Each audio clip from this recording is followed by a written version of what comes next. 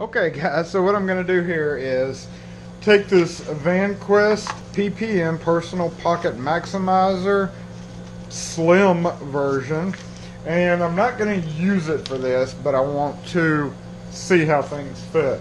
So in my mobile keying kit, the bag that I take with me into jobs where I have to walk a long distance, so I don't want to go take the lock out and bring it back, I have a small, like a lab mini pinning kit with a mat and then a bag of hand tools that's commonly used on site, and then a small bag here of tools that I might need just to rekey the locks. So what I'm going to try to do is take it out of this. This is a Maxpedition Cocoon. Not the new EDC Cocoon, but the old Cocoon, which is a wonderful little pouch, pen-sized pouch. But as you can see, when I really need to get something, I kind of have to dig through it and like sometimes dump it out, which is what we're going to do here. So we're going to dump that out, and we see some pens flying around in there. And that is probably for me rekeying and dumping them in there so that I just didn't get spare pens everywhere. So what I have in this bag is kind of, for the most part, what you would need to rekey a lock after you took it off the door, or even taking it off the door and then rekeying it. And obviously there's no pinning kit, no shims, no pins. That is separate. This would be just a bag that I could take out, unzip, if I were to use it like that. Unzip and use for my tools while I'm pinning locks. So let's go ahead and just start shoving these in here. Everything I've got up here is pretty much essential to field rekeys of locks. In other words, you got to have almost all of this stuff at some point to be able to take apart locks of different kinds. And this is North American also. I know I've got some international followers. This is a, you know, North American locks. Quickset, Weiser, Schlage, and even some business, you know, mortar cylinders and stuff like that. So I'm just going to get started. The measurements are on the website. I'll put the link there again. This would be, I guess, part 3, or maybe end up being part 4 of my Vanquest series of these new pouches I got. Over here off to the side, I have some stuff that I would like to put in there. Obviously, that's not going to fit. But I'd also like to get some thread lock in there. And I've got a small screwdriver in, and my 2 thread chambers if I need to increase the pick resistance on certain locks. It'd be nice to get in there, but I'm not overly concerned about that. It could always go in the bigger bag that I keep there for bigger tools. So let us see how this is going to work. Obviously we have 3 different size plug followers, and I have actually 4 here. This is the 398 or little 4-point, the smallest for National, Westlock, some of the smaller diameter plugs. This is your standard with a cutout for Sargent and the other cutout for Mortise. This is kind of what I use all the time. This is a homemade version, a stainless steel tube that I painstakingly chamfered the inside edges and sanded the outside edges so that it gives me a smooth slip through the lock. And then of course the 550, which this one is 5.0, or exactly ½ inch. This is, I think, 498, slightly under ½ inch, because sometimes it's just too tight, because most cylinders are, you know, ½ inch. So having a little bit of leeway with this one. So these 4 plug followers, I'm going to kind of lay it out here, hoping that I'm in camera view. I did not check that. Here we have a Schlage A-series removal, but it also has a pin depressor to just, you know, push pins. We have a pair of tweezers, a couple of picks, and a couple of tension wrenches, because you may need those. Let's see, did I have a couple of? Yeah, I do have a couple of picks. Couple of picks, couple of tension wrenches, and a broken key extractor. Got a couple of needle files, a 1/4 inch drill bit, a couple of, this is a lorry wrench for lorry deadbolts, and this is a quick set lever handle Allen wrench that's longer to get past the lever handle to take that apart. The Wiser tool, needle file that goes over here. I don't really need 3 needle size files in here. I need, actually, these are the exact same, so I'm going to switch that out probably, but I always have a flat one that has cuts on the edge, and it's good to have a round one too. And we'll just take one of these out for the time being. Wiser tool, bits of different kinds. Now that is kind of a rabbit hole. There's always going to be oddball drill bits and or driver bits for taking apart locks, but we're just going to presume there that these will do for now. I have this multi screwdriver that has a number 1, which number 1 tip Phillips for mortise cylinders. And if I pop this cap off here, inside I've got a small flathead, which is obviously for mortise locks on glass doors like Adam's right. And then I have a Torx, which you run into Torx. This one, I was actually had this to use to take apart a Leatherman tool.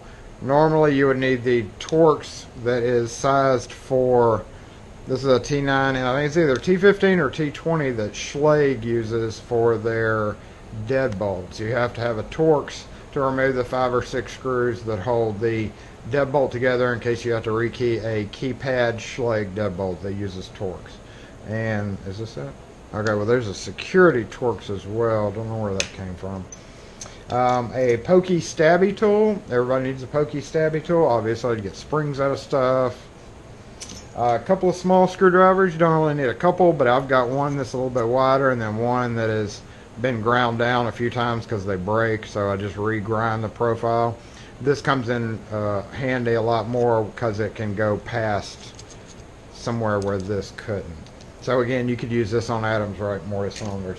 And a circlip removal or E-clip removal tool. I use Wild. It's one of the best brands for locksmithing use. I have to get them off eBay, but I've got several pairs. This one is, they're all reversible. This one's kind of a quick reverse, but I've had one pair for seriously 20 years and never broken the tips. But I love Wild. They're made in the USA. Did I get the tweezers? I threw the tweezers over here. So, oh, and then some blank keys for shimming locks. So, pretty much that is kind of, you know, there's a whole bunch of other stuff that could be here, but it's not. So, we're just going to see how all this fits in here. And I also would like to get this tape measure, this ruler, which is exactly 6 inches in here. And I'm going to do that by sticking it in behind this. Now this A-series removal I don't use a lot, but it's also used on Corbins and any other that has the rosette that you have to unscrew to keep plier marks down. So we're just going to see how this fits. I'm trying to remember really what I would access, to make it easy to access, which this would be one thing. Plug followers would be another. Looks like maybe we could get some plug followers here. Oh, it's off center. So when you go down, straight down from here, you have to do it at an angle. So I'm not, no, let's see. It's kind of an angle. So for the plug followers, maybe let's go over here.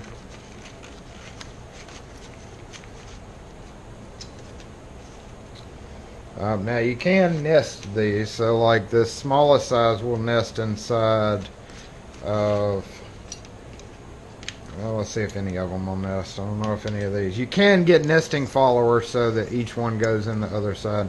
That works fairly well. However, when you nest followers like that, there's no retention on the second follower, so that could slip out, which we don't want. We don't want that.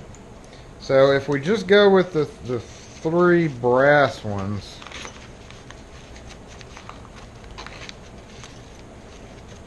small, medium, large, And then come over here.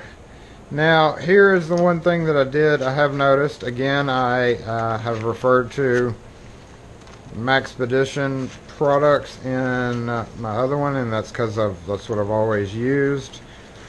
I did think about this already, but ooh, it just popped apart. Look at that. The Maxpedition Mini, or any of the other ones, has the different loop patterns, and I did notice on that this would be way more perfect for, because as you see here, this is pretty wide and it's not going to go there. It will barely go there, may go there, or I could probably put it in the back pocket. But on the Maxpedition, one side of the Mini has a full pocket. On the other side, there are two wide pockets, which this could fit probably very well. And let's flip it over. And see that, once the handle gets down in there, that would be an almost perfect fit in my opinion. So, you know, I did repurpose my pick kit from this. This may end up actually being one of these, but I'm trying this on the Vanquest, see if it's going to work. So right now, let's just go ahead and throw it behind, because we know we can get it behind it.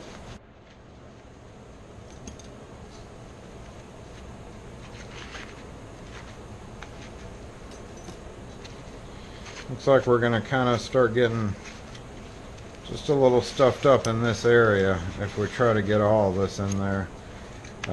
These are not tight. Going back to this, these are pretty tight, especially when there's something back here. When something's full back here, or you have tools here, it gives you that tight feeling on that. That tight feeling. So far I have not found any good viable place for these bits yet.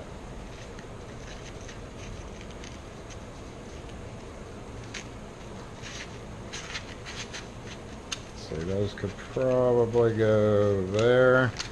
I'm worried about that sharp tip on this jabbing a hole in there, so maybe we'll just stay with a couple of flat tip ones. Oh, the pokey thing, the famous pokey thing. Now, I'm trying to remember that I'm going to be needing, like if I'm on a job and I need to get these tools quick, I don't want to bury my commonly used. So like this is a commonly used deal here.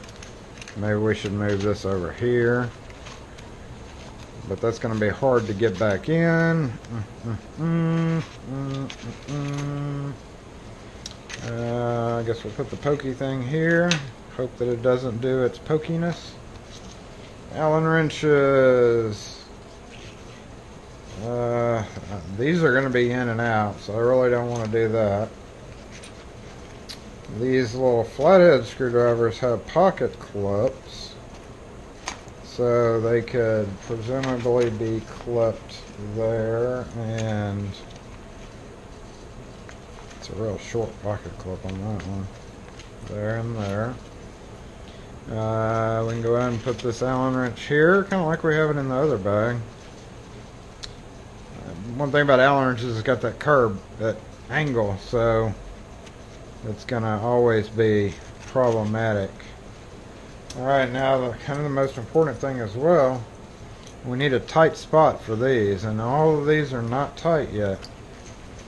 So maybe we can squeeze it in. Now, of course, these are not going to be frequently accessed picks, so it's not overly necessary to be able to get them out real quick or put them back quickly. These two are definitely going to get used a lot, so I don't want to like slide that out and, you know, these come out at the same time. So maybe let's switch this to back here since it's got the clip, and let's go ahead and build off on this side. Maybe do all our picks right here.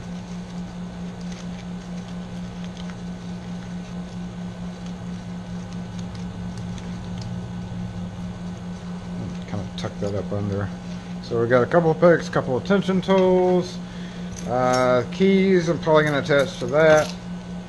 And that leaves us with being short this one, if I really wanted to carry that, I probably could reinforce this area. And when I say reinforce, I mean make it tight, because we like it tight. But again, down here, it won't go straight in. So I guess I'm just gonna have to leave it like that. And as far as all these other little bits, and I kind of left this wiser tool all by itself. I do have room back here, so presumably I could maybe put tweezers there and that there, because they will stick up and I can see them. Which leaves me with this little loose problem still. Let's come down here and see how well. Okay, here we go. Let's take that out, put that there. Now it is bugging me that I've got one turn and one follower here with all the rest over there, but that just, you know, it's a whatever thing. So I carry these bits because I've got this driver. So if I'm on a job and I need to use a number 3 Phillips, I've got it. Number one, I've got it long enough to be able to bypass the edges of doorknobs, because you kind of got to go in an angle, so it's not too short.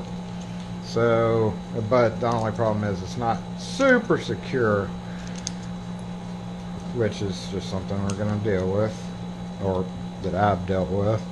So let's go ahead and get our 3 or 4 bits in here. Looks like I got a number 2, number 3, a flat head, and a square head. And put this back over here. What are we up to? About up to 17, 18 minutes. Y'all are probably thinking, would you stop harping on the timing? Nah. got a bunch of videos getting uploaded right now. So that leaves us with this. Technically, I guess I could drop this in behind this. Behind this strap. Just lost an Allen wrench. But when I go to yank this out, oh, that doesn't bother it too bad. So that seems to be, let's get, not the Allen wrench, it's the broken key extractor, which was kind of loosely held in over here. So I'm going to put that back in a little bit tighter, which is not tight at all either. Maybe I can come down here and stick it in. Of course, I'm going to have to pull it out every time, but again, we're just seeing what's going on here, what we're doing, what we can work with. In case you decide you want to get one of these for your own use as a kit to hold your locksmithing tools, that'll go right there pretty good. And really, that's it. I mean, of course, like I said before, oh well, might have problems with these keys, and typically these things, on the other one I was able to unsnap it. This one is permanent, so it may have to get cut. But typically on these, to keep them from flying places, I will shove them in one of these little mollies down here.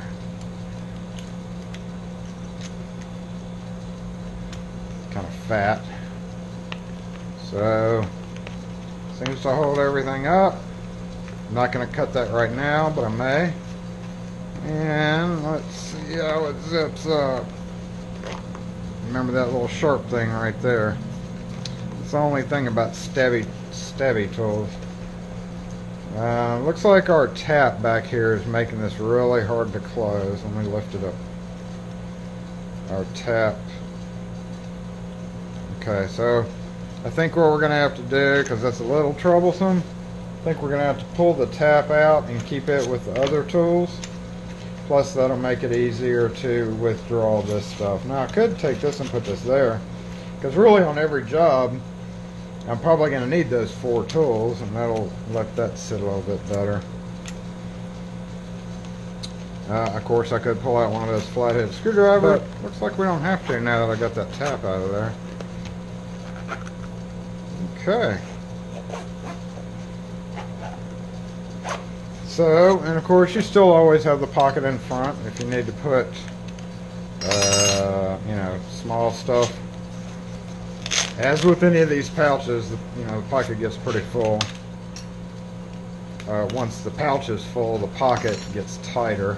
So often you can only stick little things in the edges like that, or in the molle behind it. So, you know, I could pull something out of there and probably put back here.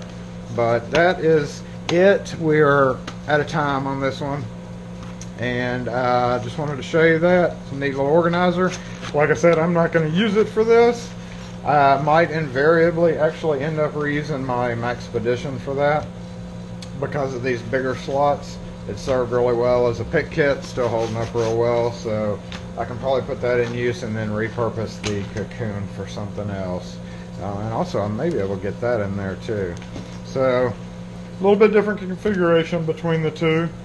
Still a good product, still pretty tough, still, you know, when it's loaded appropriately, it folds up pretty good and it's flat. So that's it. Vanquest Personal Pocket Maximizer Slim version.